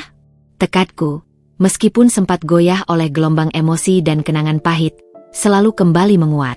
Ini bukan tentang balas dendam yang merusak, yang menghancurkan hidup mereka. Ini tentang keadilan. Ini tentang menunjukkan pada mereka bahwa setiap orang, sekecil apapun di mata mereka, memiliki harga diri yang tidak bisa diinjak-injak begitu saja. Ini tentang menutup babak pahit dalam hidupku dengan bermartabat, dan membuka lembaran baru sebagai Anindira Wijaya yang sesungguhnya, bebas dari belenggu. Aku tahu, setelah hari persidangan itu, tidak akan ada lagi Anya yang biasa-biasa saja. Dunia akan tahu siapa aku, dan statusku yang sebenarnya akan terungkap. Dengan itu, aku harus siap menghadapi konsekuensinya, baik yang positif maupun negatif, termasuk perhatian media yang pasti akan membanjir. Namun, kebebasan yang menanti di ujung sana, kebebasan untuk menjadi diriku sendiri seutuhnya, terasa jauh lebih manis daripada semua keraguan yang menghantuiku. Pagi itu, udara Jakarta terasa lebih dingin dari biasanya, menyelimuti kota dengan keheningan yang tak biasa, seolah alam turut menahan napas menyambut drama yang akan segera terungkap. Tanggal 7 Juli 2025, tepat pukul 8 waktu Indonesia Barat. Hari ini adalah jadwal persidangan terakhir perceraianku dengan Bram, hari di mana takdir akan diputuskan, dan tirai penyamaranku akan tersingkap. Aku terbangun lebih awal, jauh sebelum ayam berkokok, bahkan sebelum adzan subuh berkumandang. Tidak ada lagi rutinitas melelahkan menyiapkan sarapan untuk keluarga Bram yang tak pernah menghargai. Mereka, terutama Ibu Sumi dan Rina, sudah terang-terangan mengabaikanku sejak gugatan cerai diajukan, menganggapku sudah tak punya hak lagi di rumah itu. Aku hanya menyeduh teh hangat untuk diriku sendiri, menyesapnya perlahan di dapur yang dingin, menikmati kesunyian yang aneh. Bukan kesunyian yang menyiksa atau menyedihkan, melainkan kesunyian penuh antisipasi, seolah aku sedang menunggu grand final sebuah pertunjukan. Aku memilih pakaian yang sudah kupersiapkan khusus untuk hari ini dengan cermat. Sebuah blus sederhana berwarna krem yang dipadukan dengan celana kain hitam berpotongan rapi dan blazer berwarna senada yang tampak biasa saja. Penampilanku memang minimalis, jauh dari kesan glamor atau mencolok. Rambutku kuikat ekor kuda rendah, dan wajahku hanya kupoles tipis dengan riasan natural, seolah aku adalah seorang wanita kantoran biasa yang akan menghadapi hari yang panjang. Aku sengaja memilih gaya ini. Aku ingin mereka melihat Anya yang biasa, untuk terakhir kalinya. Anya yang mereka remehkan dan mereka anggap tak berharga, sebelum realitas yang sebenarnya menghantam mereka sekeras badai. Namun, ada satu detail kecil yang tak mereka ketahui. Di pergelangan tanganku, tersembunyi di balik lengan blazer yang menutupi pergelangan tanganku, sebuah jam tangan vintage bertahtakan berlian kecil, yang dulu diberikan ayah sebagai hadiah kelulusan SMA, penanda identitasku yang sebenarnya. Beratnya terasa menenangkan, seperti jimat kekuatan. Ketika aku keluar dari kamar, Bram sudah menungguku di ruang tamu. Wajahnya tampak pucat dan kusut, lingkaran hitam di bawah matanya menunjukkan ia mungkin tak tidur semalaman, dihantui rasa bersalah atau kecemasan. Ia mengenakan kemeja batik yang terlihat agak kebesaran di badannya yang kurus dan celana bahan yang sudah agak usang, seolah tak peduli lagi dengan penampilannya. Di sampingnya, Ibu Sumi dan Rina duduk di sofa ruang tamu yang sudah lapuk, dengan ekspresi puas, bahkan angkuh. Ibu Sumi mengenakan kebaya satin berwarna cerah, merah marun, lengkap dengan riasan tebal dan perhiasan emas yang mencolok, seolah datang ke pesta kemenangan. Rina memakai dress rapi yang biasa ia kenakan ke kantor, dengan make-up penuh dan lipstik merah menyala, tak ingin kalah dari ibunya. Mereka berdua terlihat begitu yakin akan kemenangan mereka atas diriku. "Ayo, Anya," Bram berucap pelan, suaranya serak dan nyaris tak terdengar. Ia tidak berani menatap mataku, pandangannya terus-menerus mengarah ke lantai. Ibu Sumi mendengus, sorot matanya tajam. "Cepat sedikit. Jangan sampai terlambat. Nanti dikira sengaja mau menghambat proses, Anya." Rina menambahkan dengan nada mengejek yang tak disembunyikan, "Santai saja, Bu. Dia kan tidak punya apa-apa lagi untuk ditunda. Paling juga mau cari simpati hakim, pura-pura sedih." Aku tak membalas satupun perkataan mereka. Hanya tersenyum kecil, tipis, namun penuh arti yang tak bisa mereka terjemahkan. Mereka tidak tahu, senyum itu adalah hitungan mundur bagi mereka, sebuah detonator yang siap meledak. Kami naik taksi online menuju Pengadilan Agama Jakarta Pusat. Bram duduk di sampingku, sementara Ibu Sumi dan Rina di kursi belakang, terus membicarakan rencana masa depan Bram yang cerah setelah perceraianku selesai. "Nanti Bram bisa fokus cari calon yang lebih baik, Bu," kata Rina dengan nada penuh harap, seolah ia adalah mak comblang. "Tentu saja," timpal Ibu Sumi dengan bangga. Ibu sudah ada kenalan dari keluarga pengusaha properti terkemuka di Surabaya. Jauh lebih kaya dan terpandang daripada dia ini. Anaknya cantik, pintar, dan berpendidikan tinggi. Kalimat terakhir itu ditujukan padaku, sengaja agar kudengar dengan jelas. Mereka seolah sedang menertawakan kemalanganku. Aku hanya diam, menikmati setiap bait drama mereka. Pikiranku justru sibuk membayangkan bagaimana ayah dan bunda serta seluruh rombongan akan tiba. Pak Joko pasti sudah mengurus semuanya dengan sempurna, bahkan hingga detail terkecil sekalipun. Aku percaya penuh padanya. Sesampainya di gedung Pengadilan Agama, suasana sudah cukup ramai. Beberapa pasang suami istri lain yang juga akan menjalani sidang tampak duduk di bangku tunggu. Wajah mereka penuh ketegangan, duka, atau kelelahan. Namun, aku merasa berbeda. Tidak ada ketegangan, hanya antisipasi yang membara, sebuah rasa ingin tahu yang besar untuk melihat reaksi mereka. Kami duduk di bangku tunggu, tak jauh dari ruang sidang yang akan dipakai. Bram terus menunduk, sesekali melirikku dengan tatapan tak terbaca yang penuh penyesalan. Namun ia tak berani mengatakan sepatah kata pun. Ibu Sumi dan Rina sesekali berbisik-bisik sambil menutup mulut, sesekali melirik sinis ke arahku, seolah aku adalah tontonan yang menjijikkan, sebuah kegagalan yang patut disyukuri. Mereka sangat yakin bahwa sebentar lagi, mereka akan bebas dariku, dan aku akan pergi dengan tangan kosong, terpuruk dalam kemiskinan dan kesendirian. Sebentar lagi selesai penderitaanmu, Bram, bisik Ibu Sumi dengan nada yang kudengar jelas, penuh kelegaan. Kamu bisa fokus menata masa depan yang lebih cerah, dengan istri yang benar-benar bisa membanggakan keluarga kita. Aku memejamkan mata sejenak, menghela napas, merasakan getaran tipis dari ponsel khusus yang kusimpan di saku dalam blazerku, sinyal dari Pak Joko bahwa semuanya siap. Penderitaan yang mereka maksud adalah penderitaan mereka karena harus menanggungku, menantu yang mereka anggap tak berguna. Tapi sebentar lagi, penderitaan itu akan berpindah tangan.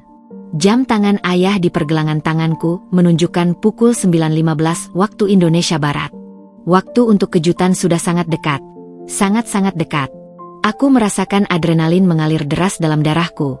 Sebuah perasaan campur aduk antara gugup, lega, dan euforia yang tak terkendali. Detik-detik menuju ledakan kejutan ini terasa begitu mendebarkan, seolah waktu melambat. Pukul 9.30 waktu Indonesia Barat. Detik-detik terasa seperti jam, dan setiap denyutan jantungku adalah hitungan mundur. Kami masih duduk di bangku tunggu, Bram sibuk dengan lamunannya, sementara Ibu Sumi dan Rina terus berbisik-bisik, sesekali melirik sinis ke arahku, seolah ingin memastikan aku tahu posisiku.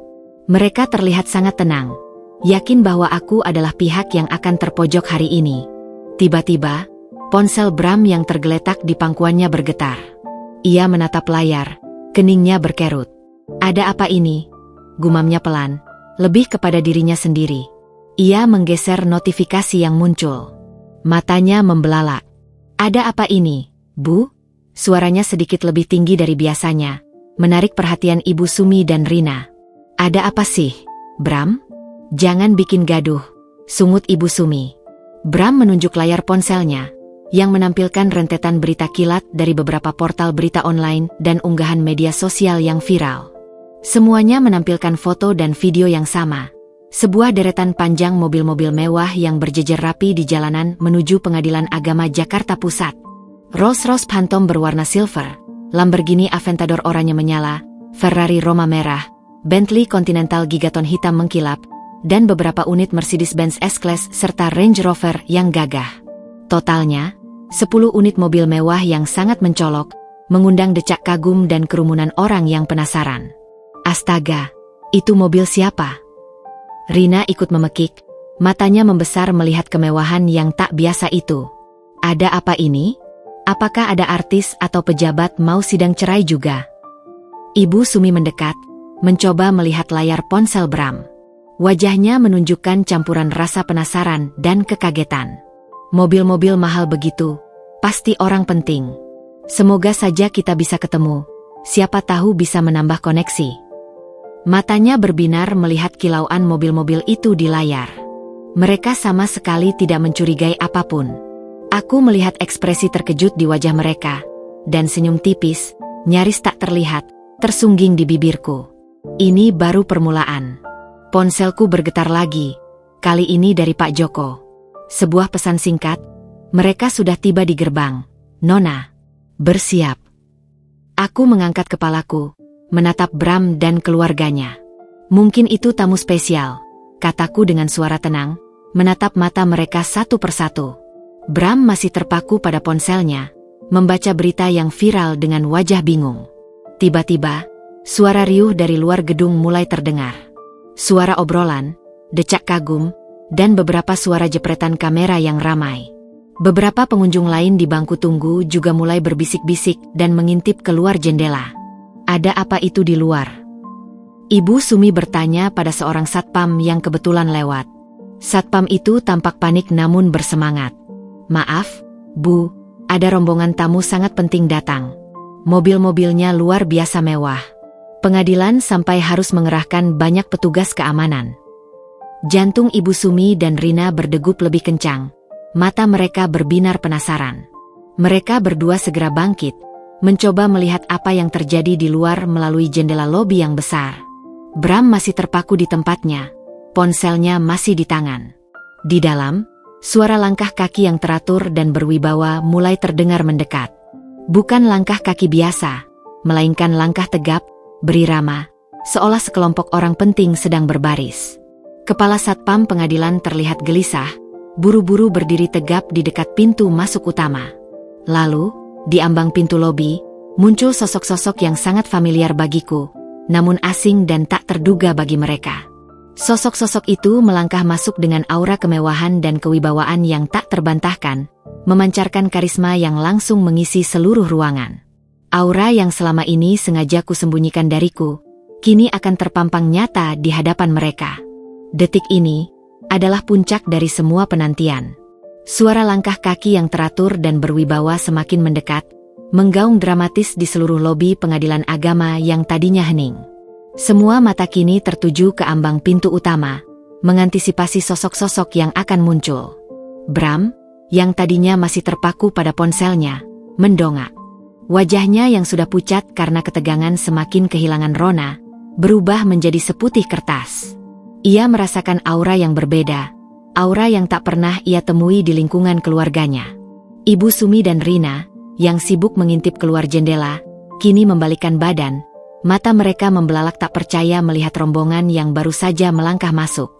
Di sanalah mereka, berdiri tegak, memancarkan aura kemewahan dan kekuasaan yang tak bisa disembunyikan. Aura yang selama ini sengaja kusembunyikan, kini akan terpampang nyata di hadapan mereka, menusuk mata dan hati.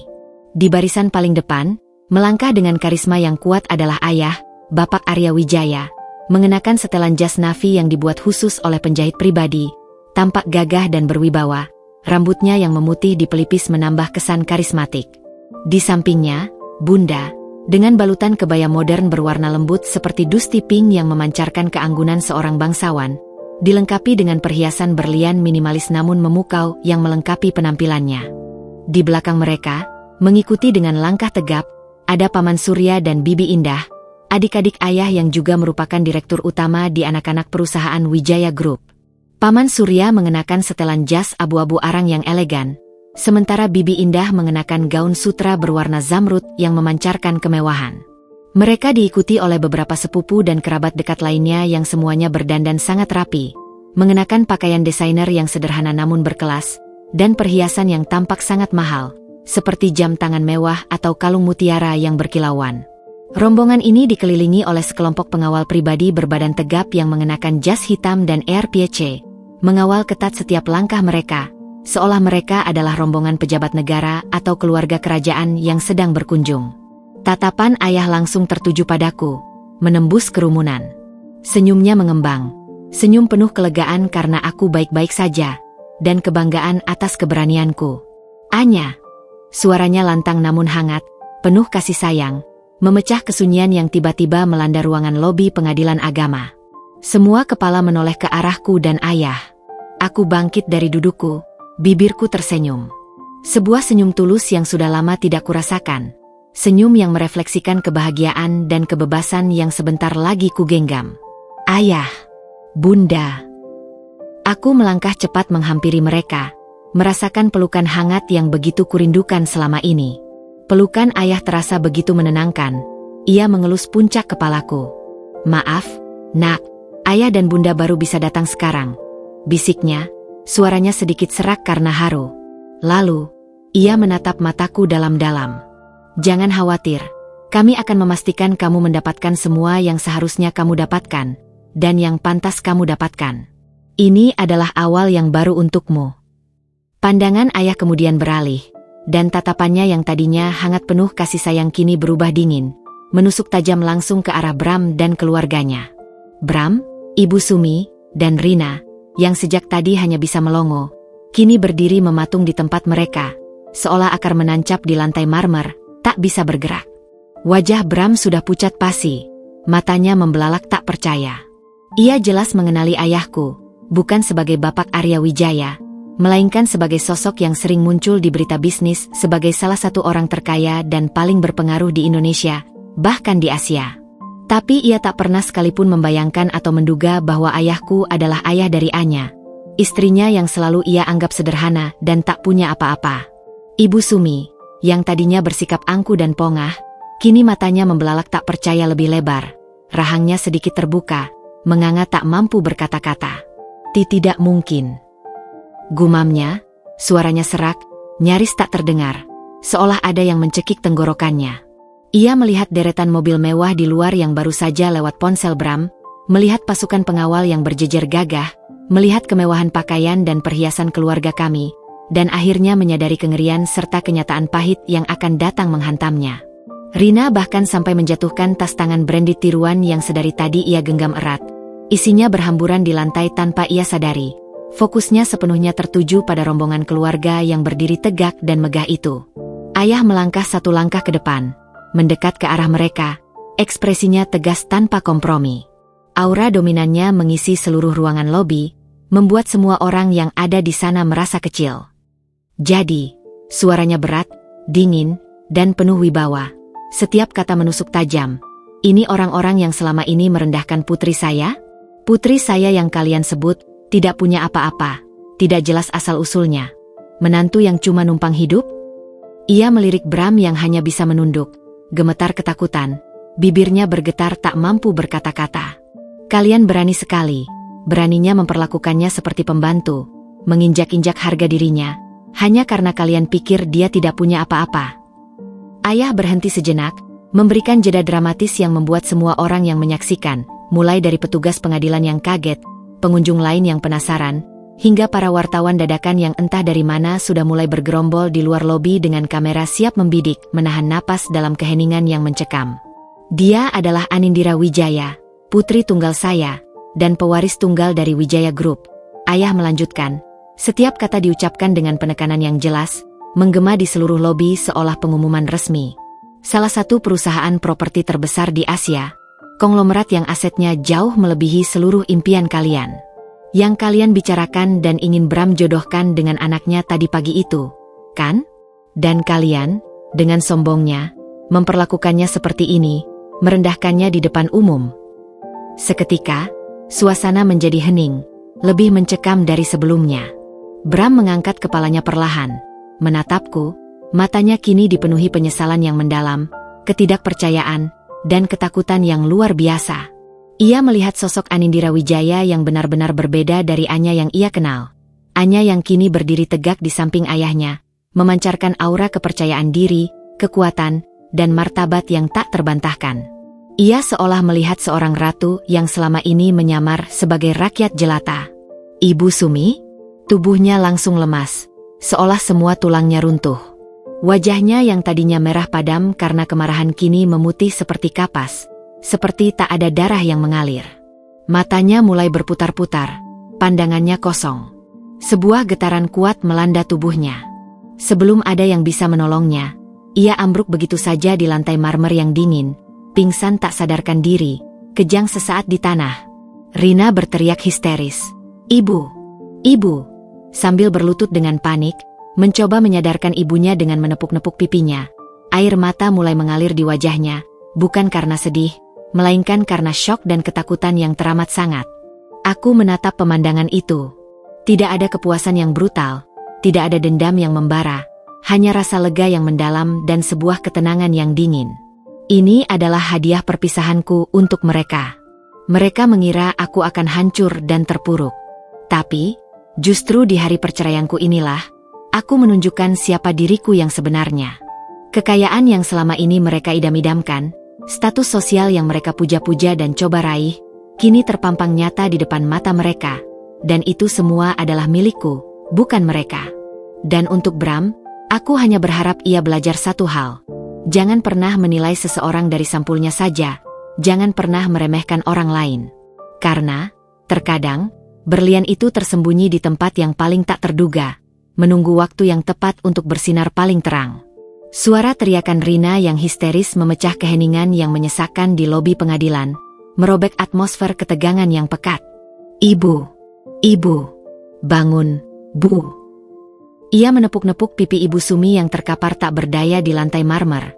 Wajahnya panik luar biasa dan air mata mulai membanjiri pipinya, membasahi make up tebalnya. Panik, bukan hanya karena khawatir akan kondisi ibunya semata, tapi lebih karena ketakutan yang luar biasa. Sebuah teror dingin yang menjalar ke seluruh tubuhnya atas kenyataan pahit yang baru saja terungkap di depan mata kepalanya sendiri. Petugas keamanan pengadilan, yang tadinya hanya berdiri mematung karena syok, kebingungan menyaksikan adegan dramatis itu, kini sigap mendekat untuk memberikan pertolongan pertama pada Ibu Sumi. Beberapa pengunjung lain yang tadinya hanya berbisik-bisik kini mulai bergerak maju.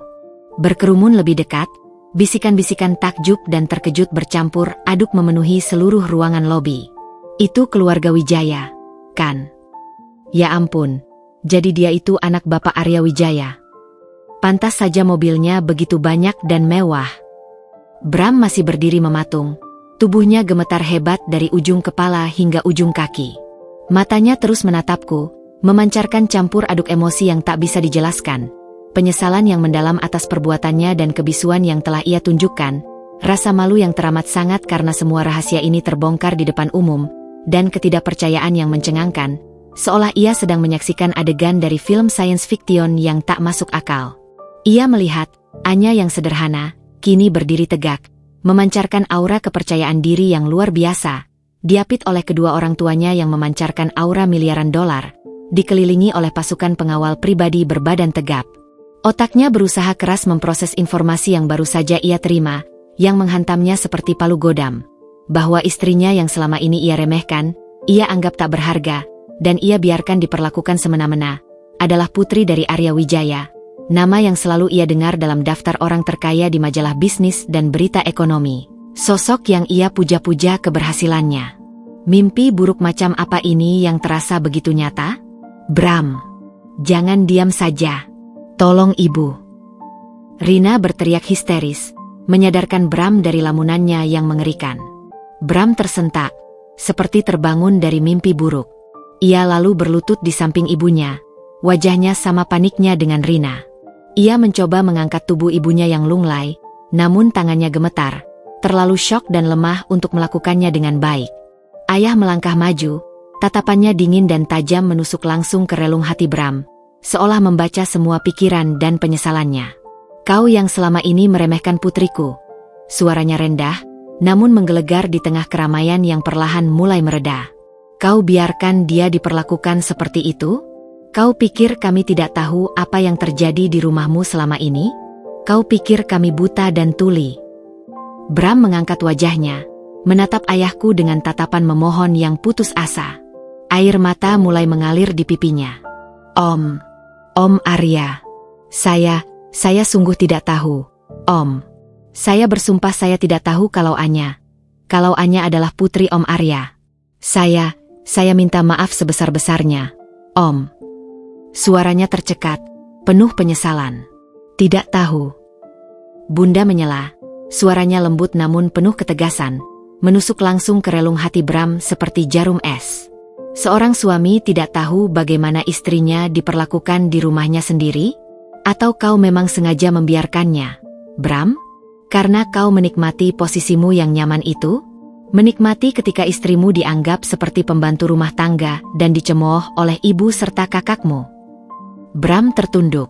Kata-kata bunda seperti tamparan keras yang tak tertahankan di wajahnya. Ia tak bisa membantah. Semua yang diucapkan bunda adalah kebenaran pahit yang tak terhindarkan. Ia tahu ia bersalah. Ia pengecut. Rina, yang kini berhasil sedikit menyadarkan Ibu Sumi yang masih linglung, tiba-tiba berdiri dan menunjukku dengan jari gemetar. Ini semua salah dia. Dia yang sengaja menyembunyikan identitasnya. Dia yang membohongi kami semua. Dia ini penipu. Suaranya melengking, berusaha mencari kambing hitam, mengalihkan kesalahan dari diri mereka. Paman Surya, yang berdiri di samping ayah, maju selangkah, ekspresinya garang.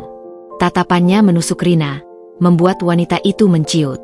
Berhenti menyalahkan orang lain atas kebodohan dan keserakahan kalian sendiri.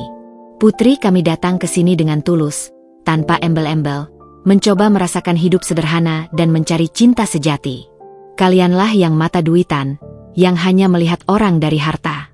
Jangan kira kami tidak punya laporan lengkap tentang semua perbuatan kalian selama ini, setiap hinaan dan cemoohan yang kalian lontarkan. Kami tahu semuanya. Wajah Rina langsung memerah padam, namun ia tak berani membalas lagi. Ia tahu ia telah berhadapan dengan orang-orang yang tidak bisa ia lawan, yang kekuasaannya jauh melebihi apa yang bisa ia bayangkan. Ibu Sumi, yang mulai sadar sepenuhnya, menggerakkan matanya yang masih kosong, menatap sekeliling. Begitu pandangannya tertuju pada barisan mobil mewah yang kini terlihat jelas dari pintu kaca lobi. Mobil-mobil yang tadi sempat ia kagumi di ponsel Bram, ia kembali gemetar hebat. Rasa syok yang kedua kalinya menghantamnya, kini lebih dalam karena kesadaran penuh akan konsekuensi yang akan mereka hadapi. Ia mulai terisak, bukan tangisan amarah yang biasa ia tunjukkan, melainkan tangisan penyesalan yang mendalam dan kehancuran total. Aku menatap mereka semua. Tidak ada rasa dendam yang meluap-luap dalam diriku, tidak ada kepuasan brutal yang kurasakan. Hanya rasa lega yang luar biasa, seolah beban bertonton yang selama ini ku gendong telah terangkat. Topeng yang selama ini ku kenakan, identitas, Anya yang biasa, yang telah membelengguku, akhirnya terlepas. Mereka sudah melihat kebenaran. Mereka sudah tahu siapa aku yang sesungguhnya. Dan reaksi mereka, kepanikan, penyesalan, dan kehancuran itu, adalah bukti bahwa pelajaran ini telah diterima dengan baik, meskipun melalui cara yang sangat menyakitkan. Para pengawal ayah segera mengambil alih situasi. Ibu Sumi diangkat dan didudukan di kursi terdekat. Seorang petugas medis pengadilan dipanggil untuk memastikan kondisinya. Bram dan Rina tampak bingung, tak tahu harus berbuat apa, seolah semua rencana dan kesombongan mereka telah hancur berkeping-keping. Keluarga Wijaya berdiri tegak, membiarkan tontonan itu terjadi, seolah mereka adalah hakim yang tak terbantahkan, menyaksikan konsekuensi dari sebuah kesombongan. Kami datang bukan untuk membuat keributan yang tidak perlu, tapi untuk memastikan hak putri kami terpenuhi sesuai hukum yang berlaku, kata ayah dengan suara lantang yang didengar semua orang di lobi. Dan juga, untuk memastikan bahwa tidak ada lagi yang bisa meremehkan putri saya, Anindira. Kalian sudah melihatnya. Sekarang, mari kita selesaikan masalah ini di dalam ruang sidang. Kekacauan di lobi pengadilan berhasil dikendalikan oleh tim pengawal ayah. Ibu Sumi yang masih syok akhirnya berhasil disadarkan oleh Bram dan Rina, meski wajahnya tetap pucat pasi dan tatapannya kosong. Mereka bertiga didudukan di sebuah kursi di sudut, tampak terpojok dan malu. Bisikan-bisikan dari pengunjung lain dan jepretan kamera dari wartawan yang entah datang dari mana, membuat suasana semakin tidak nyaman bagi mereka. Ayah, Bunda, Paman Surya, dan Bibi Indah mendampingiku masuk ke ruang sidang. Langkah kami mantap, penuh keyakinan. Di dalam, hakim sudah menunggu. Pengacara Bram, seorang pria parubaya yang tampak gugup, sudah duduk di tempatnya. Melihat rombongan keluargaku, wajahnya langsung tegang. Sidang dimulai dengan formalitas yang biasa. Namun, ada aura yang berbeda. Hakim, yang biasanya tenang, sesekali melirik ke arah keluarga Wijaya yang duduk di bangku paling depan. Mereka jelas merasakan tekanan dari kehadiran ayah. Ketika giliran Bram berbicara, suaranya lemah dan bergetar. Saya menyesal, Yang Mulia. Saya telah banyak mengecewakan istri saya. Ia melirikku dengan tatapan penuh penyesalan yang mendalam. Penyesalan itu nyata. Aku bisa merasakannya. Tapi terlambat. Terlalu banyak luka yang sudah terukir. Pengacara Bram, setelah berbisik-bisik dengan Bram, mencoba mengutarakan permintaan damai. Yang Mulia, klien kami berharap bisa menyelesaikan masalah ini secara kekeluargaan. Mengingat ada kesalahpahaman. Ayahku langsung menyela dengan tenang namun tegas. Tidak ada kesalahpahaman, Yang Mulia. Yang ada adalah perlakuan merendahkan dan tidak adil yang diterima putri saya selama bertahun-tahun. Kami tidak akan menarik gugatan. Kami hanya ingin perceraian ini disahkan secepatnya, tanpa kompromi. Kata-kata ayahku membuat suasana makin tegang. Bram semakin menunduk, tak berani menatap siapapun. Pengacara Bram tampak serba salah, tak bisa membantah. Hakim akhirnya menghela napas. Dengan segala bukti dan kesaksian yang sudah diajukan sebelumnya, dan kini dengan kehadiran serta pernyataan langsung dari ayahku, keputusan itu menjadi sangat jelas. Berdasarkan bukti-bukti yang ada, dan telah dicapainya kesepakatan dari kedua belah pihak untuk berpisah, kata hakim dengan suara tegas, maka Pengadilan Agama Jakarta Pusat memutuskan untuk mengabulkan gugatan cerai yang diajukan oleh Saudari Anindira Wijaya terhadap Saudara Bramantio Wicaksono. Ketukan palu hakim terdengar nyaring, mengakhiri sebuah babak panjang dalam hidupku. Aku resmi bercerai. Setelah sidang selesai, kami keluar dari ruangan. Ibu Sumi dan Rina sudah menunggu di lobi, tampak jauh lebih lesu. Wajah Ibu Sumi masih pucat, sementara Rina terus mengusap air matanya yang kering. Mereka mencoba mendekat. Anya, Bram. Ibu Sumi mencoba bicara, suaranya parau. Maafkan ibu. Ibu tidak tahu. Ayah melangkah di depanku, menghalangi mereka. Sudah cukup. Semua sudah selesai. Bram memberanikan diri maju satu langkah. Anya, aku mohon, bisakah kita bicara sebentar? Wajahnya memelas. Aku menatapnya. Ada sedikit rasa kasihan, namun jauh lebih besar rasa lelah dan kekecewaan. Tidak ada lagi yang perlu dibicarakan, Bram. Jawabku tenang. Semua sudah jelas. Semoga kamu bisa belajar dari semua ini. Aku menoleh ke arah Ibu Sumi dan Rina. Dan kalian, semoga kalian bisa mengubah cara pandang kalian terhadap orang lain. Harta bukanlah segalanya. Tanpa menunggu balasan, ayah menggandeng tanganku. Bunda merangkul pinggangku. Kami berjalan keluar dari gedung Pengadilan Agama, diiringi tatapan semua orang. Di luar, deretan mobil mewah itu masih terparkir rapi, memancarkan aura kemewahan yang kontras dengan suasana kelabu keluarga Bram yang kini tertinggal di dalam. Mobil-mobil itu seolah menjadi gerbang menuju kebebasanku yang sesungguhnya. Setelah palu hakim diketuk, dan Bram beserta keluarganya tersadar dari syok yang melumpuhkan, pandangan mereka terhadapku berubah drastis. Kini, sorot mata mereka bukan lagi berisi cibiran atau kesombongan, melainkan campuran antara penyesalan, rasa malu yang teramat sangat, dan sedikit kekaguman yang tak bisa disembunyikan. Namun, di dalam diriku, tidak ada lagi riak-riak kemarahan yang dulu membara. Hanya ada ketenangan, kelegaan, dan sebuah rasa damai yang baru kutemukan. Bram, yang tadinya gagap dan pucat, berusaha mendekatiku lagi setelah kami keluar dari ruang sidang. Anya, aku benar-benar minta maaf. Aku tidak tahu. Jika aku tahu. Suaranya tercekat, ia tak mampu melanjutkan kalimatnya. Ada air mata yang menggenang di pelupuk matanya, menunjukkan penyesalan yang tulus, meski terlambat. Aku menatapnya dengan tenang. Tidak ada emosi berlebih di wajahku. Bram, tidak ada gunanya membahas, jika saja, sekarang, kita berdua tahu, bukan hanya tentang hartaku. Ini tentang cara kalian memperlakukanku. Tentang kamu yang membiarkan semua itu terjadi. Aku menarik napas. Penyesalanmu memang terlihat, dan aku menghargainya. Tapi luka itu sudah terlalu dalam, Bram. Hubungan kita sudah tidak bisa diperbaiki lagi. Di samping Bram, Ibu Sumi yang masih terlihat sangat syok mencoba untuk berbicara.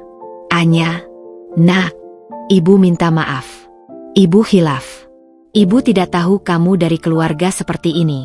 Maafkan segala perkataan Ibu selama ini. Suaranya yang dulu lantang kini terdengar parau dan penuh kerendahan.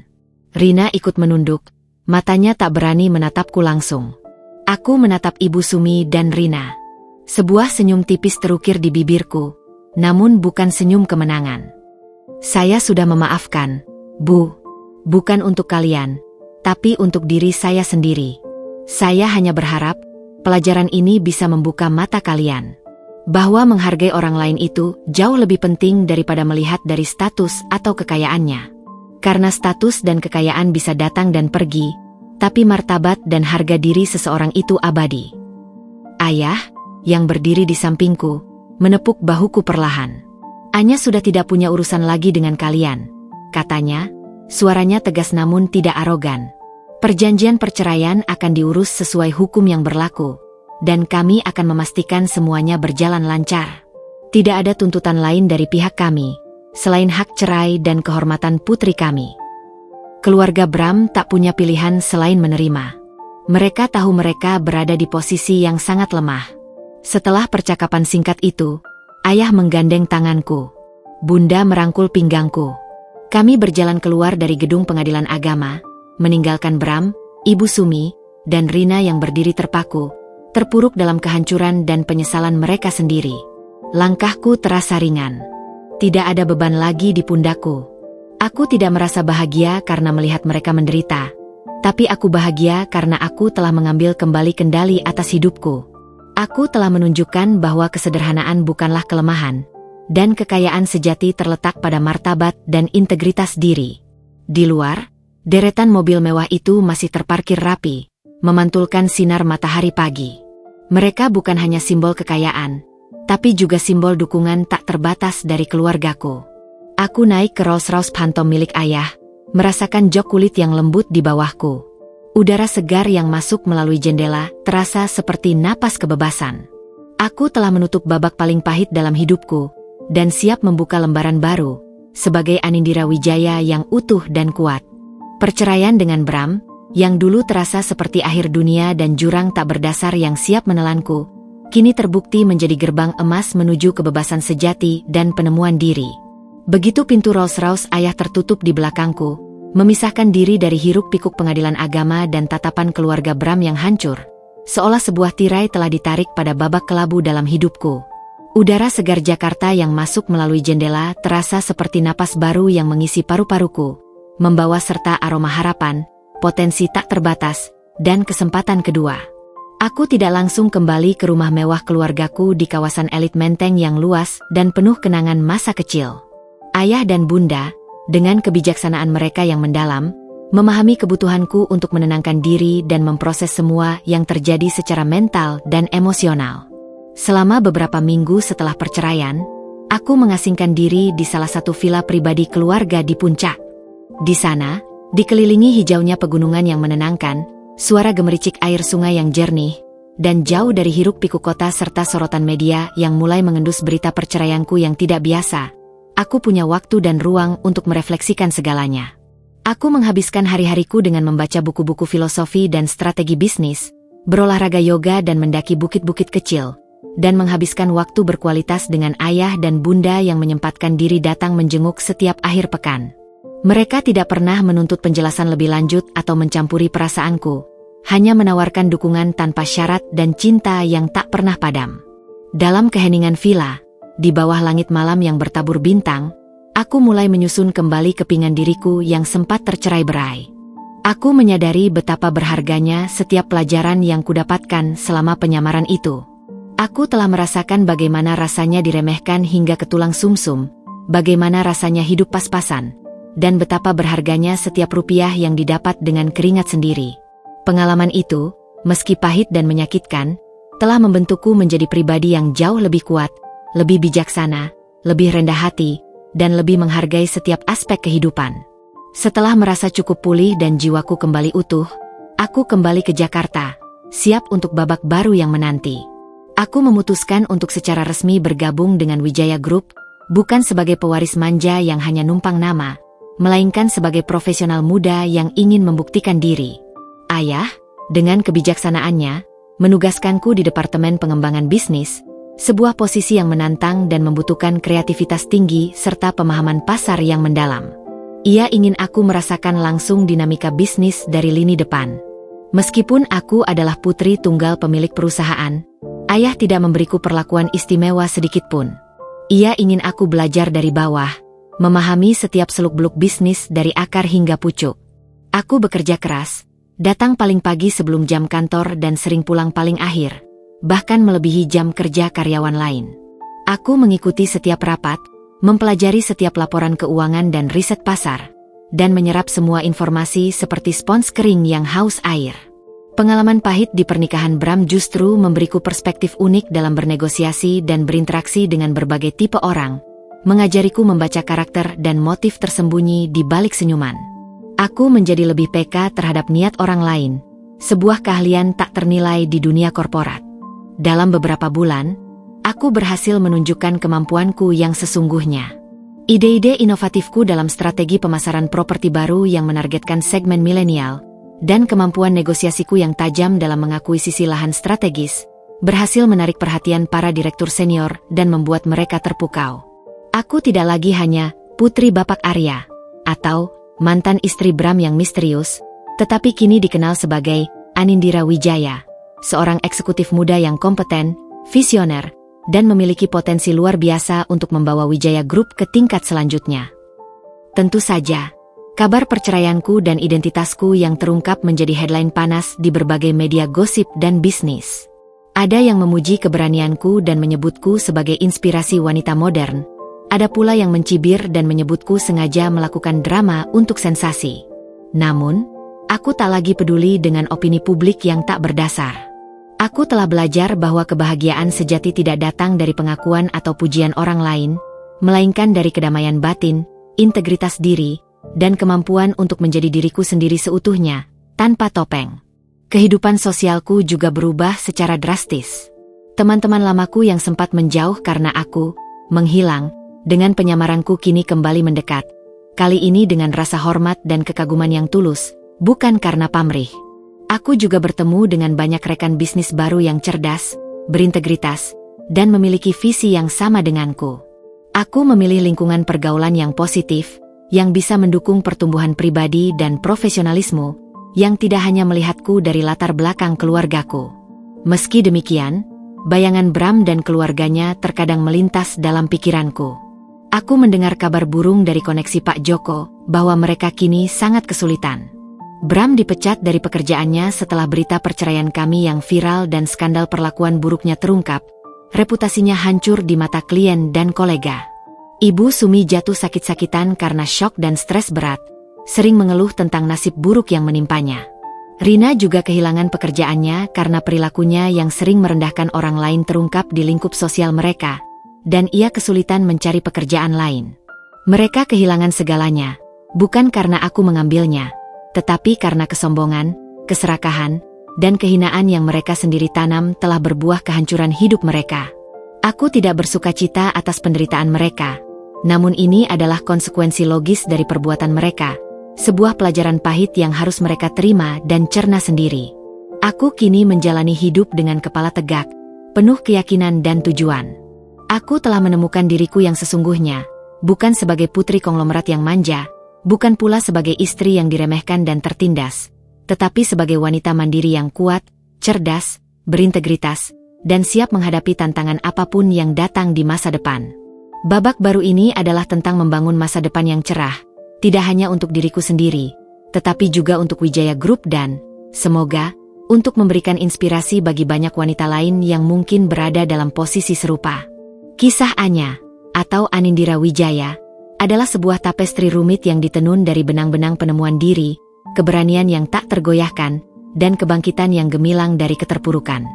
Apa yang awalnya dimulai sebagai idealisme naif seorang putri konglomerat yang ingin mencari cinta sejati tanpa memandang status atau kekayaan, berujung pada pengalaman pahit yang menguji batas kesabaran, martabat, dan harga diri. Namun, ironisnya, justru dari pengalaman itulah, Anindira menemukan kekuatan luar biasa yang tak ia duga ada dalam dirinya, sebuah kekuatan yang akan membimbingnya ke masa depan. Perceraiannya dengan Bram bukanlah akhir dari segalanya, apalagi sebuah kegagalan yang memalukan. Sebaliknya, itu adalah sebuah gerbang emas menuju kebebasan sejati dan penemuan identitas dirinya yang paling autentik. Begitu pintu Rolls-Royce ayah tertutup di belakangnya, meninggalkan hiruk-pikuk pengadilan agama dan tatapan keluarga Bram yang hancur, seolah sebuah tirai telah ditarik pada babak kelabu dalam hidupnya. Udara segar Jakarta yang masuk melalui jendela mobil terasa seperti napas baru yang mengisi paru-parunya, membawa serta aroma harapan, potensi tak terbatas, dan kesempatan kedua untuk menulis ulang takdirnya sendiri. Anindira tidak lagi bersembunyi di balik nama Anya yang biasa-biasa saja. Ia kini berdiri tegak, memancarkan aura seorang pewaris konglomerat yang bukan hanya kaya raya, tetapi juga sangat kompeten, cerdas, dan penuh integritas. Pengalaman diremehkan justru memberinya sudut pandang yang unik dan berharga dalam menghadapi dunia bisnis yang keras dan kehidupan yang kompleks. Ia tidak hanya memahami seluk-beluk angka dan strategi, tetapi juga nilai kerendahan hati, kerja keras sejati, dan pentingnya menghargai setiap individu, terlepas dari latar belakang sosial atau status ekonomi mereka. Ia belajar bahwa kekuatan sejati tidak terletak pada seberapa banyak yang kau miliki, tetapi pada seberapa banyak yang kau berikan dan seberapa teguh kau berdiri pada prinsipmu. Keluarga Wijaya, sebagai fondasi terkuat dan tak tergantikan dalam hidupnya, menjadi bukti nyata bahwa dukungan dan cinta sejati adalah harta yang tak ternilai harganya. Mereka tidak pernah meninggalkannya, bahkan saat Anindira memilih jalan yang sulit dan tak terduga dalam penyamarannya. Kehadiran mereka di hari persidangan bukan sekadar unjuk kekuatan finansial, melainkan sebuah pernyataan tegas dan dukungan moral yang tak terhingga, penegasan bahwa Anindira tidak sendirian, dan bahwa martabat serta harga dirinya adalah hal yang tak bisa ditawar, dilindungi dengan segala daya dan upaya. Di sisi lain, keluarga Bram menghadapi konsekuensi langsung dari kesombongan dan keserakahan mereka yang telah mengakar. Penyesalan yang datang terlambat, kehancuran reputasi yang telah mereka bangun dengan susah payah, dan kesulitan finansial yang kini mereka derita adalah pelajaran pahit yang harus mereka telan. Ini bukan tentang balas dendam brutal dari Anindira, melainkan tentang hukum karma yang berlaku universal. Setiap perbuatan, baik atau buruk, akan menuai hasilnya pada waktunya. Mereka kehilangan segalanya, bukan karena direbut oleh Anindira, tetapi karena kesombongan dan cara mereka memperlakukan orang lain telah menghancurkan fondasi hidup mereka sendiri. Anindira Wijaya kini menjalani hidup dengan penuh makna, tujuan, dan integritas. Ia bukan lagi gadis yang hanya mencari cinta atau pengakuan. Ia adalah seorang wanita karir yang cemerlang, inovatif, dan berdedikasi tinggi terhadap pengembangan Wijaya Group dan proyek-proyek sosialnya. Ia adalah seorang putri yang bangga akan keluarga dan warisannya, dan seorang individu yang telah menemukan jati dirinya seutuhnya, bebas dari belenggu ekspektasi dan penilaian dangkal. Pengalaman pahit di masa lalu menjadi fondasi yang kokoh untuk membangun masa depan yang cerah, penuh integritas, dan penuh dengan kesempatan baru yang tak terbatas. Kisah Anindira menjadi sebuah pengingat yang kuat bahwa terkadang, untuk benar-benar bersinar dan mencapai potensi penuh kita harus berani melewati kegelapan dan menghadapi bayangan masa lalu, dan bahwa harga diri adalah mahkota yang tak boleh dilepas atau diinjak-injak oleh siapapun. Ini adalah akhir dari satu bab, dan awal dari babak baru yang lebih gemilang bagi Anindira Wijaya.